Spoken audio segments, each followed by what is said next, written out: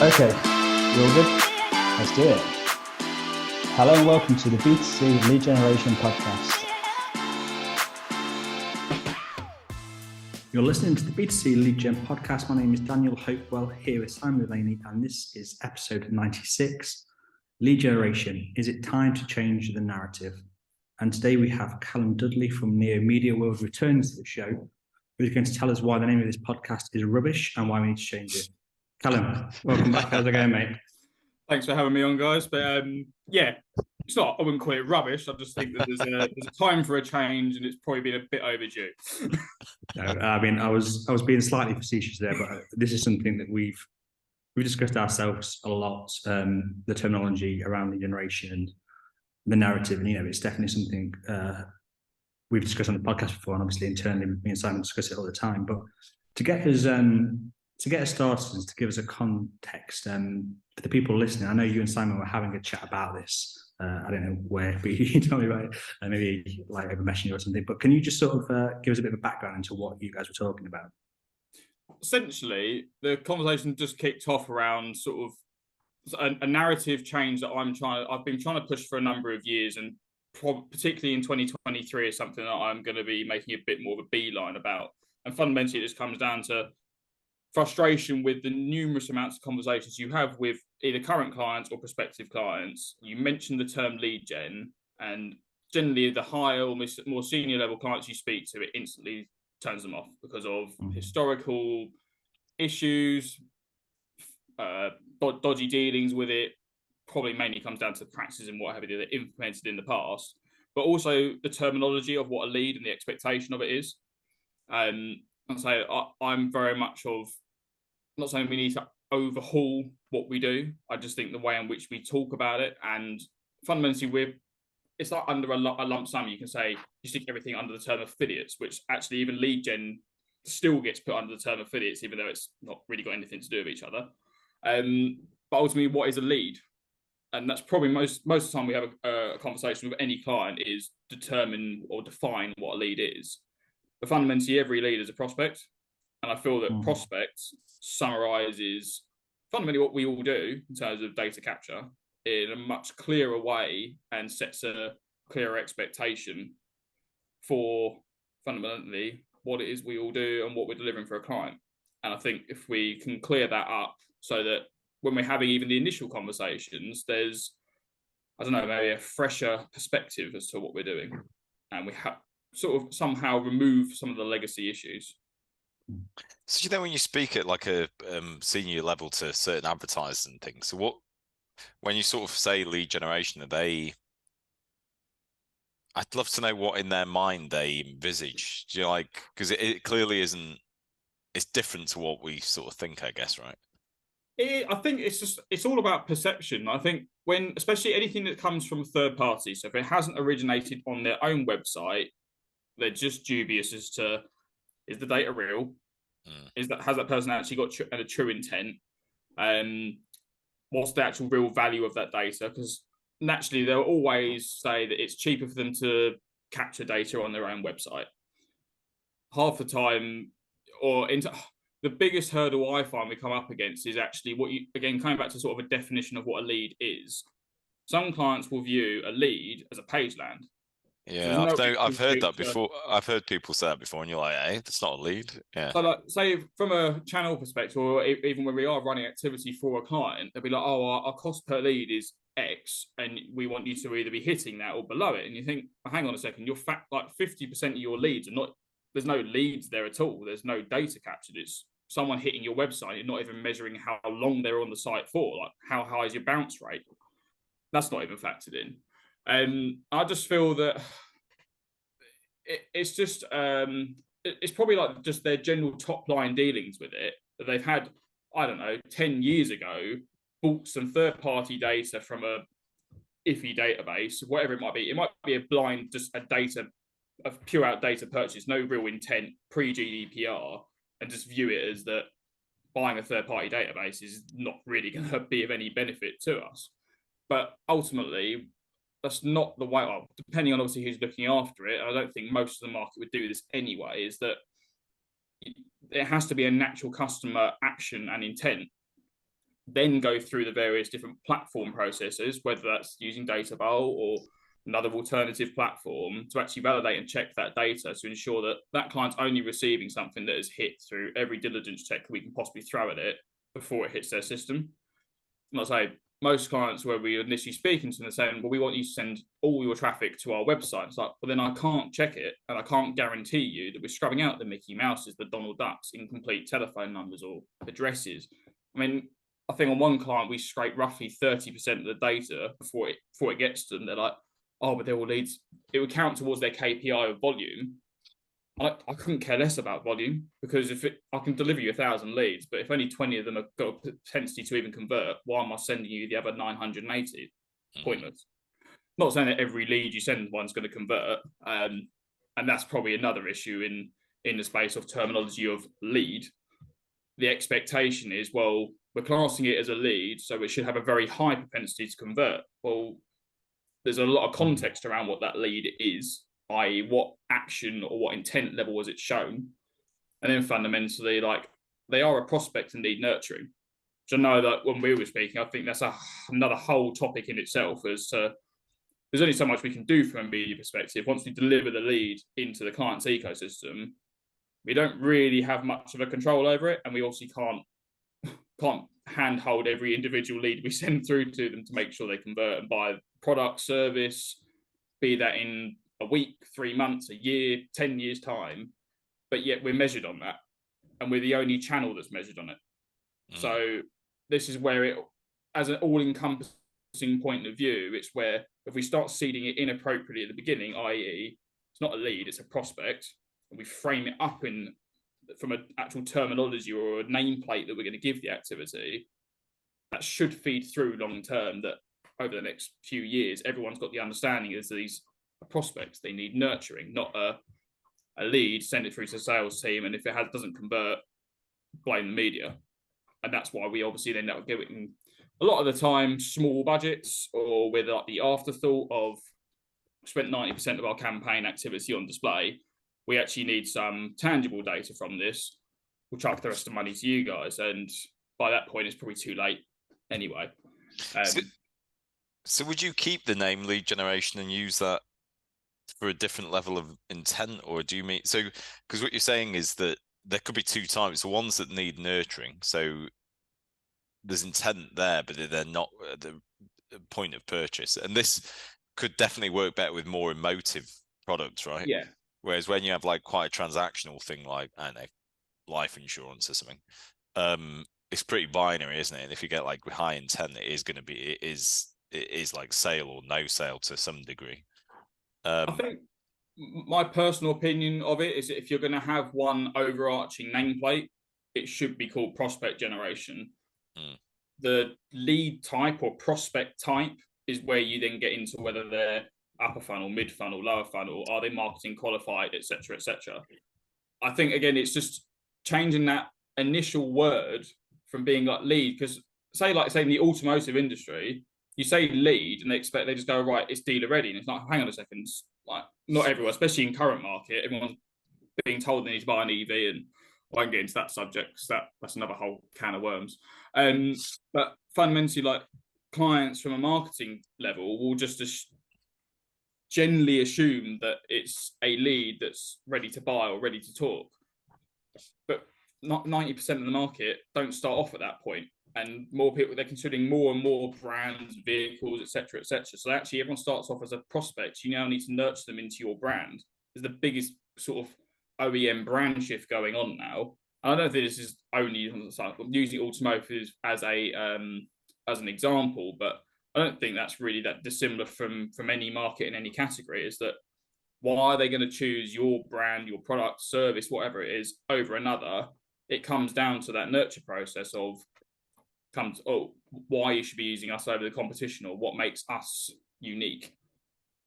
Customers, unless you communicate with them, they're not going to know.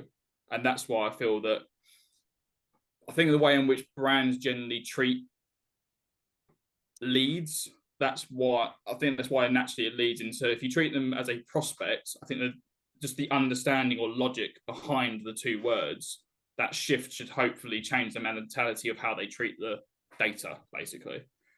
I've been toing and throwing as to whether you call it prospect generation or just literally call it for exactly what it is, first-party data acquisition. Bit of a mouthful. I don't think it's particularly slick, hence why I think change the term from lead to prospect. I think the thing is in a way, when you think of leads, what I was just saying about the binary thing is the way you do actually think of leads, isn't it? The nurturing thing can be removed from the idea of it. It literally is a person who is going to be a sale or not, when in reality is much more nuanced than that. And exactly like you said, they could be a customer, but not right now, or they could be a customer now, you don't know. But unless you actually engage with these people in a longer cycle of not just sale, no sale, you'll never find out. I think like a lot of the clients where we speak to them about terms of how we measure the outcome or the success of the activity, it's getting shorter and shorter and shorter. When we all know if we change our head, like put a different hat on, and we think from a consumer's perspective, actually the timeframes are even longer. So you can't say that someone, again, bringing it back to automotive, previously used to look at maturity data of almost 6 to 12 months. And our clients are wanting to push it to 3 months. And you think, doesn't make any logical sense when cars are getting more expensive. No one knows what they should be buying in the first place.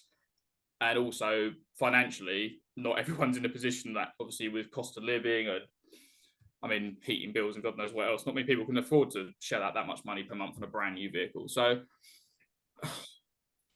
I don't think there's a one size fits all that will solve the issue or solve the understanding or lack of understanding, perhaps. But I do feel that from a very basic level, just the point of view or the understanding of what prospect versus lead is, I just feel that sets us up from a better overall understanding for whoever you speak to within that client's business. Because you might deal with the marketing team and you might spend months upon months having the discussions and getting them to understand the difference about fundamentally what we're doing. But then you speak to the sales team or someone more senior within the business and they just go, they've not been there and gone through that transition of the mindset and thinking behind of what actually we're trying to achieve. Like, for me, it's not just about delivering clients' data. It's more about how do we actually embed ourselves into their business long-term strategy and also get the feedback loop. So unless you have a well thought out full funnel strategy of how you set up the activity, it's not just a case of collect some data, send it, job done. We need to know what's going on with it so we can optimize it for the future, or if it's sporadic campaigns or always on. Unless, again, you've got that overall narrative and understanding as to the whole approach, I think this is where naturally most of these campaigns have always been a bit on and off or done once and don't come back for a few years until basically the marketing team's changed around and you get a fresh pair of eyes on it. Yeah. Very short term. Yes. Which is it's frustrating because fundamentally, I think moving forward, you look at cookieless future, any type of first party data should be paramount to any client. Obviously, it's normally being viewed in the way of, you say, like insurance or what have you, like quite top line services and what have you that just logically makes sense for first party data for leads, so to speak. But clients need to build up their first party data for future proofing themselves, because once cookies finally do go out the window, whenever that actually will be, so it keeps getting kicked back every few months, isn't it? If they've got full in marketing or opted in marketing permissions to contact them directly through CRM, phone number, SMS, post, whatever it might be, that's far more valuable for them in the future rather than having to keep going out and finding their audience through other realms of media. Just this part of the narrative we're also trying to set in as like a sub aspect of what we're trying to push. We don't look at purely, we might run, say, a data acquisition campaign, but most of the focus is actually on how much of that data has gone on to opt in at a higher level or into a wider remit, because that's more valuable to the client than the cost of the lead or whatever it might be. Comes down to then commercial terminology. Do you continue to call it cost per lead or cost per prospect? Like, that's another whole rabbit hole as to how you change that. But I think if we can make at least a start from the real starting point down, then hopefully we'll 5 years' time or something, we'll start gradually referring to it as prospect generation and not leads. And you'll be the man known as Mr. Prospect Generation. I'll be bald and literally pulling my hair out, having the same conversation, I don't know how many times. But like I say, like I just think it's logical more than anything, and I just feel that that's going to be the way in which we can grow this area of activity. And most agencies and what have you, it's like a beeline for either above the line media, display, PPC, which obviously they do their various jobs, whether it's awareness, etc., or covering off brand terms in paid search. But where historically everything used to be in display, there's still that aspect where display is maybe not quite so prevalent. There's still, I think, a massive area now for data acquisition, both at all levels of the funnel. Because fundamentally, the more they top up their upper funnel, so your real top line, keep me informed level data, it might not convert now. And I think you alluded to this earlier, is that you don't know whether that customer's going to convert, but they might do in 3 months' time, 6 months, 10 years. If they still opted in, I mean, for that upfront cost of 20 quid or what have you, you might have repeat customers and keep coming back to you consistently for the next however many years, and the ROI is pittance. If you look at it right here and now, yes, you could say it's a cost per lead that's really expensive. But reality is, if you look at it over the lifetime value, actually, it's extremely cheap. Exactly. But again, you can get into all these different nuances in terms of what we're actually trying to get to. But I think bringing it back to the main key topic is it all starts from that initial terminology. I think if we change that, it will just filter through and make all our lives hopefully a little bit easier. Definitely. I think there's two sort of strands to this that are kind of interesting and worth exploring. On the one hand, it's the semantics of it. Is this term correct? Is it confusing people? We've discussed that, and we'll continue to do so. But one thing you said slightly early on, which I think is worth bringing back around, is you said some people are just instantly turned off when they hear the term lead gen, and I've experienced that, when we market to people ourselves. But do you think there's an element of that is a hangover from maybe more shady practices of lead gen in the past that people are sort of associating with it as well? I think there is, for sure. I think a lot of the barrier is either direct experience with that shady aspect of it, or just purely you hear word of mouth. Like, end of the day, if you're quite senior within the company, you've probably had experience across numerous different businesses, of which maybe you've had your fingers burnt numerous times in utilising that data or that practice. I don't think necessarily the trouble to entry is so much purely the terminology of lead gen. I think that just is a more of a legacy issue overall. But I think it's from when you're the main people that ultimately make the key decisions from, like, i.e. the marketing team's perspective. That's where I think the change of narrative will have the best success, because it just from bring it back more to sort of, let's say, common sense, but just general understanding of prospect versus lead. Prospect summarizes it overall far better than lead, because I think lead, Simon, you obviously mentioned this bit earlier, is that you view that as like a mid to lower funnel piece of data, but actually prospect generation covers everything, because everyone until they actually purchase, everyone is still a prospect.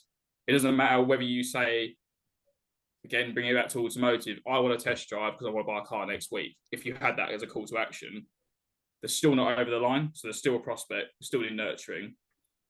We have clients now where we do some test leads and what have you, you might get a voicemail and they still don't even reference to say that you've inquired on a specific vehicle, or like real basic stuff that you think from a nurture perspective would be there. I think actually in one of the voicemails, they didn't even call me by my name. They just said, we've seen you've inquired on a brand X, and that was it. And you just think, from a consumer perspective, if I was actively looking to buy a car, that would hack me off straight away. It'd probably put me off. Like, if you can't even address what vehicle I was looking at, or by my own name, or a personalized approach, which that's nothing modern. That's something we've been speaking about for what, 10 years, 15 years. The technology's been there for however long. Yeah. If we're not even getting the bare bones right, the propensity for someone to actually then go on and convert just obviously quickly diminishes, which naturally means we get hit with the bad stick, so to speak, of your data doesn't convert. I think the other thing is this idea of leads as well, and it being like low funnel is that you might think that, but it's when you're looking at external lead generation that's come in, so you're buying leads, it's not like they've gone through a CRM where they've gone through a series of, okay, they've come in as a, I don't know, test drive. Oh, now we've qualified them as a test drive. Now we've booked the definite appointment. Now, whatever. The lead is actually pre all of that. So that lower funnel, when you're actually thinking traditional marketing speak, for want of a better word, lower funnel is actually referring to stuff that's almost transitioned through those CRM moments, right? And so what happens when it comes into a CRM is this is why your conversion rates, even on very high intent leads, will be, say, 15%. But if you actually looked at it of true lower funnel of going through a CRM, before they become a customer, when it's got like, I don't know, contracts sent or whatever, your Salesforce or HubSpot is lined up as, that might be 50%. And that's true lower funnel. So it's interesting when you actually break it down like that, that it's, we're using like the thing of low funnel, but it's almost like low funnel, but with a lot of prerequisites of whether or not they could actually like transition to be a customer or not. I think it's really difficult when I try and picture it to clients in terms of 9 times out of 10 they'll come to us and they'll say, right, we want sales ready leads, and you go, they'll come to you anyway because they know about your brand, they know about your product, so not really worth doing, and also that's really hard to find because why would they need to be communicated through these types of activity? But like you said, it's more like the entry point to lower funnel, because just because someone said I want to have a test drive or I want a callback or whatever it might be, like sign me up to, I don't know, call me in a week's time or whatever it could be, they haven't gone through that process yet, or they haven't gone through the nurture stages, which makes them that's where you get into, say, marketing qualified leads, or have it. They've actually gone through the process and you can then assess the outcome. Have they hit the next action point? I think when you say like funnel, I know we always try and summarize it into 3 because generally it's a bit of an easier way of doing it. But I mean, you could literally have hundreds of steps in that funnel. And yes, you're trying to summarize it into upper, middle, and lower. But how do you actually distinguish it? I think lower funnel is so beyond realistically what marketing can do on its own without it then having some kind of brand interaction aspect to it. Exactly like you were just saying. And and I think it's when it's coming from an external brand as well. So like in the traditional lead gen style, like, the lead generator's got their own brand and they've brought it to the point of someone putting their hand up and going like, yes, I want something. It's an odd one. It is, and this is why I do think there's a slight difference between the type of product there, where it's like emotive, which is vehicle, or like pretty take it or leave it, like the insurance or something, where you just want, like, there's just certain things that you might want, like, I don't know, is my wife's ring going to be covered? And that, as long as that happens and you can get it for X price, you'll do it. But yeah, when it is interesting, this idea of funnels with lead generation, and the expectations of it. But I think something else you said earlier as well is the we always say a phrase, which is a good lead turns into a bad lead in the wrong hands. So without sort of knowing that process, once it comes into that lower funnel and beyond there, like that can destroy the quality of a prospect or a lead, whatever it's going to be called anyway. I think where sort of, they say, traditionally from an agency perspective, generally the job is being viewed as we're there to find the right data sources and put it into the right pot through whatever mechanic that might be, and that's our job done. Where we like to differentiate ourselves is that actually before that activity goes live, I want to know what that client's doing with the data, because if they're not more to set up the expectations. So obviously they'll say like, all right, we're expecting this to convert at X% because this is what our website does. Reality is it's never going to convert at that level because it has come in through a colder source. whether that's through a third-party brand or a third-party entity, blah, blah, blah. I'll say automotive is a particular one where I see the biggest pitfall, so to speak, with especially when you got dealerships, etc. I'm sure there's probably people who might listen to this and then argue with me a little bit on it. But when you talk about SLAs in terms of contact rate, we've seen it firsthand where data comes back saying, well, they say they contacted it and they haven't. A lot of that goes on. Obviously, some OEMs or their back-end databases are far better than others, but where the ones are slightly weaker, we've seen fake data are almost up to 80%, where the leads have said they've contacted them. We know they've never even rung the number, let alone attempted to call them. And naturally, that means if only, say, 20% of those leads are even being called in the first place, the propensity, obviously, or value from the top line KPI volume to actual potential chance of buying is diminished before it's even had an opportunity to sell them a vehicle. And I think, like, going back to the original point, I went on a little bit of a tangent there. So most of the work we try and do is actually just review that client's processes. We're not going to try and teach them how to suck eggs unless we really, really need to.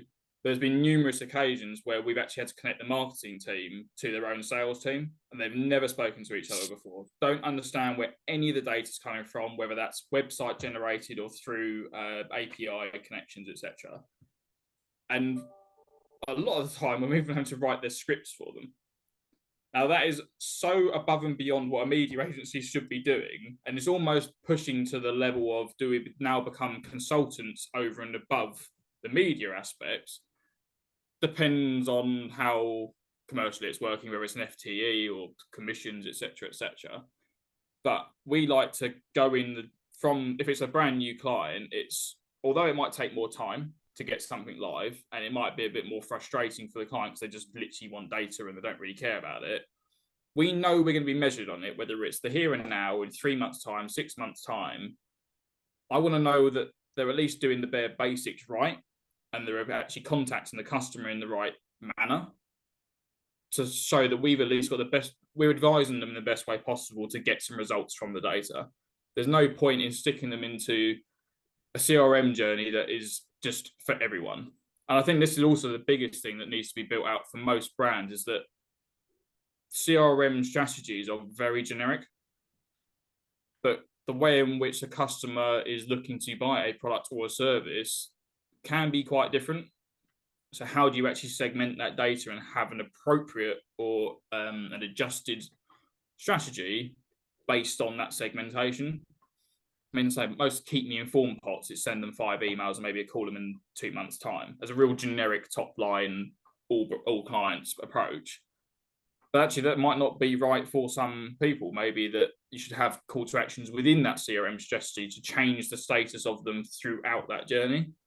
I rarely ever see it. Hopefully you guys do. Maybe I'm just a little bit more blinkered in terms of the clients that I get to view or been sort of actively working with. But it seems to be a generic trend of they just don't do anything with the data that you would think as a normal human being how you'd want to be treated or nurtured. And it comes back to the point of, if we're going to be measured on cost per sale, or to even whether the lead updates to a certain status, whether it's I don't know, keep me informed that turns into a request for quote or a test drive request. Maybe that's the measurement of success, because there's too many nuances outside of the control that can define whether that customer is going to go on and buy, or are they going to buy a new car? How are you going to be measured on that? Could be new, could be pre-regged, could be used, etc., etc. And it's a very, very hard way of tying all the data up together. I mean, obviously, if you've got the right technology in place, you can do it. That's probably like, again, it comes out of the frustration of the term lead gen, etc., is that I think clients just view it as that they're just going to convert. Don't need to do anything with it. Don't need to adjust any practices. It's just stick them into our generic platforms and they'll convert in 3 months' time. I think you're right. Yeah. It'll be interesting the kind of reaction we get to this podcast, Callum, because I would say the podcast we've done before that probably got the most kind of the strongest feelings, the most disagreement, It was based on a comment I think Simon posted on LinkedIn somewhere. He kind of rather flippantly said, "Oh, lead generation shouldn't be seen as an industry. It's just a marketing tactic as part of like a general marketing approach." And I think we said that, not really thinking much of it. And a lot of people kind of pushed back against that and said, no, it is an industry. And I think specifically they were, I think the lead buyers were kind of indifferent to the comment, but the lead sellers, the ones who called themselves lead generators, were the ones who were kind of pushing back and saw it more as a hint of a industry. Where do you kind of see the resistance to this suggestion? I mean, to say whether it's an industry or media tactic, I think a lot of that will come down to the client and how they're set up. Are they working within a big agency? If you're working within a big agency and that agency controls numerous areas of the media activity, you would class it as a media channel. If clients come into data suppliers direct or are working with an agency only in one particular channel, you'd view it as an industry. So I think it's very much contextual as to how you view that. I view it ultimately is that it's no different, say, from programmatic display. Is that an industry in itself? But from an agency perspective, it's a media channel. So I think it just depends on how you view it. And I don't think there's a problem in referring to it in either way, if I'm being perfectly honest. Like, we could get really nitpicky and argue about that to the nth degree, but fundamentally, it's part of the marketing mix, and it's also an industry in its own right. So that's kind of where it ended. We all agreed on it. It's actually both of these things depend on where you see. It was a fairly nice resolution to it. But I mean, in terms of like this new sort of proposition, you saying let's actually change the name of it. Do you think people are going to push back in a similar way, or have issues? What kind of issues will they have? Is what I'm kind of asking. I mean, at the end of the day, everyone's going to have their own point of view. I'm not. Like I say, you bring it back to, is electric vehicles going to be the future? Everyone's got their own opinion on everything. I think it seems to be the thing now to just argue for the sake of arguing. The reality is it's not going to make the biggest difference in the world. I think it's more about how you can get someone who doesn't understand or work in this space to understand the premise and the narrative of what we're trying to either deliver for them basically what we're trying to deliver for them or for their business. If you frame it in a way that at least then they're going to try view it as a prospect, and they actually understand they need to nurture a prospect, versus you say to a lead and just go, well, I'm going to expect it to convert in X amount of time. I don't really think it's going to change the world. Fundamentally, it's if you really want to nail it down, it's first party data acquisition. It's just a mouthful. It's not very clean. And who the hell wants to market it in that way?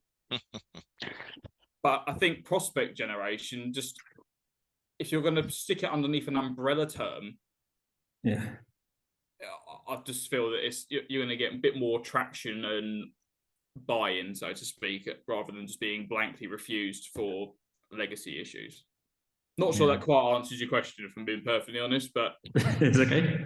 It kind of applies back to this channel or industry thing, though. So, because what we're really talking about is the people that view it as a channel. Because the people in the industry all just, they're used to being associated with it. But it's and after you and I had spoken about it briefly when you had mentioned it, that I put a post out saying that, which is like it's viewed in two ways depending on where you're coming from with it. And so the reality is the amount of companies or people that view it as a channel is far bigger than the lead gen industry, like by a magnitude of 1,000. And so really that's where the opportunity is, it's where the revenue is, it's where people really want to operate. And so are we able to operate in that sphere better by repositioning the naming of something which is viewed in a negative light by people that view it as a channel? I think in terms of the overall percentage, like how you could put a number in it, I'm not entirely sure, but I'd say the vast majority of it would be, if you make the change, it will benefit. But jury's out on it at the end of the day. Like, I don't think this is a new topic. Like you say, you guys have been speaking about it. I've been trying to change it for a number of years internally, just on to be honest, even the name change to prospect generations only sort of cropped up in the last year or what have you. Ultimately, I was first setting it in as it's first party data acquisition. Like, It's data you own that you can nurture for the life cycle of that piece or opt in. But I think it doesn't sound particularly interesting in the slightest, does it, fundamentally? I just think, you bring it back to lead gen, prospect generation, fundamentally, it's exactly the same thing. I just think it's a narrative perspective. You can continue to call it lead generation, but I think it's just then if you really need to with certain clients or people whoever you speak to in the industry, but it's the narrative. I had a look round at a few large who were seen as like some of the best lead generators of external leads to feed them into companies in terms of volume and quality, and there is a definite shift. They don't really have a defined word, but I was just scanning through websites and there isn't the word, or there isn't the phrase lead generation anywhere, which I found interesting. I was like, they talk about like customer acquisition, and it was all sale, and a lot of sort of sales led rather than lead led and things. Yeah, I mean, that's the thing. I find it really interesting. Like, it just depends on. It can vary also by what vertical or category you're sitting in. Like you mentioned, like if you're talking about insurance and what have you, lead does sort of make more sense. But I think it's really hard. Like, are we going to try and view this as the whole sort of industry or marketing channel frame or point of view, or are we looking at this into like the real nitty gritty aspects of it? Like, is it a prospect? Is it a lead? Is it a marketing qualified, etc., etc.? Like, everyone's going to have their own opinion on it. I don't think I've suddenly got like the whole industry is going to start calling it prospect generation. I think probably people would refer to that anyway. I mean, I've seen it in other areas with other clients, is that they'll refer to one piece as prospect generation and then another piece as lead generation. Like, it's the same thing. But I'm sure there'll probably be people that listen to this and think of another word or another terminology you could use for it. I'm not going to argue about it. Like, you could phrase it in numerous other ways. Maybe prospect isn't the best way of summarizing it. Open for debate, really.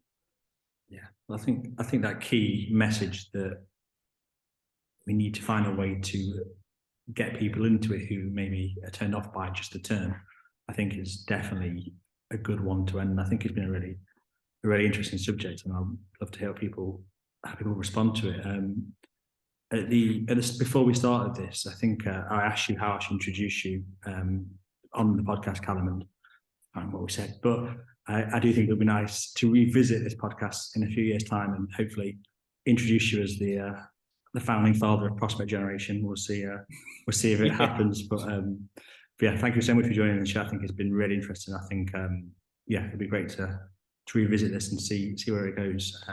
That was episode 96. Lead generation. Is it time to change the narrative? Thanks for listening to the B2C Lead Generation podcast. Be sure to hit subscribe to hear more from those at the very cutting edge of the lead gen world.